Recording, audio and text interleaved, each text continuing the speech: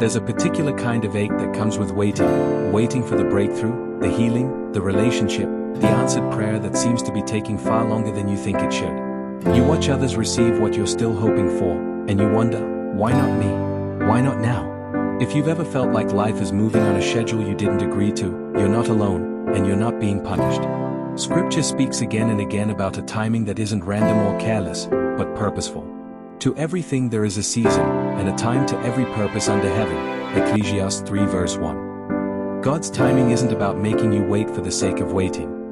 It's about preparing you, protecting you, and positioning you for what's coming. This is a look at what that really means, and how to hold on when the waiting feels heavy.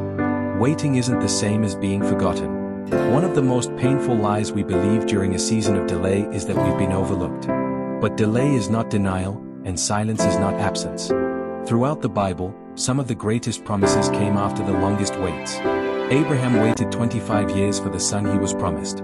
Joseph spent 13 years in slavery and prison before stepping into the position that would save nations. Their waiting wasn't wasted time, it was preparation time, even when they couldn't see it. If you're in a season of waiting right now, it doesn't mean God has forgotten your prayer. It means the process is still working, even in the parts you can't see. Timing is often about preparation, not punishment.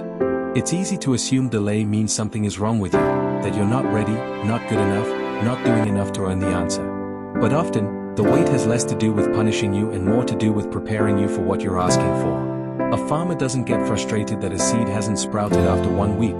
They understand that growth happens underground before it happens above it. Much of what God does in a waiting season happens in the same way, quietly, beneath the surface, out of sight, but very much alive. The character, wisdom, and strength you need to steward the blessing are often being built during the very time you feel like nothing is happening. God's timing protects you from what you can't see.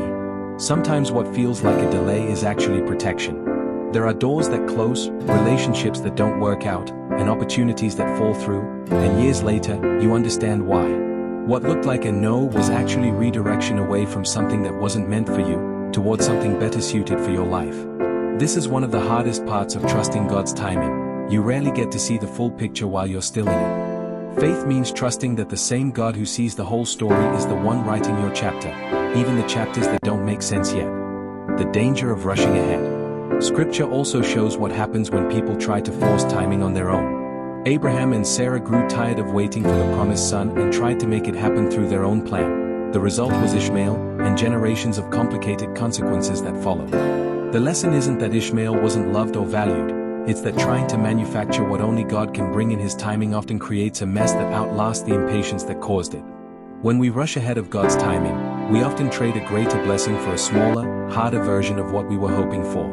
Patience, as difficult as it is, protects the fullness of what's coming. How to wait well. Waiting doesn't have to mean sitting still and doing nothing. There are ways to wait that actually strengthen your faith instead of wearing it down. Stay faithful in the small things. What you're consistent with in the waiting season often becomes the foundation for what comes next. Keep praying, even when it feels repetitive. Persistent prayer isn't about convincing God, it's about aligning your heart with His. Watch for what's being built in you, not just what's being delayed around you. Ask what character, wisdom, or healing might be forming during this season. Resist comparison. Someone else's timeline was never meant to be yours. God's plan is personal, not a competition. Rest in what you already know is true. Even when circumstances are unclear, His character, faithful, good, present, doesn't change based on your timeline. Trusting the process even when you can't see the plan. Perhaps the hardest part of God's timing is that it requires trust without full visibility. You won't always understand why something is taking so long, or why a door closed when you were so sure it would open. But time and again, those who look back on their waiting seasons later say the same thing. It made sense eventually.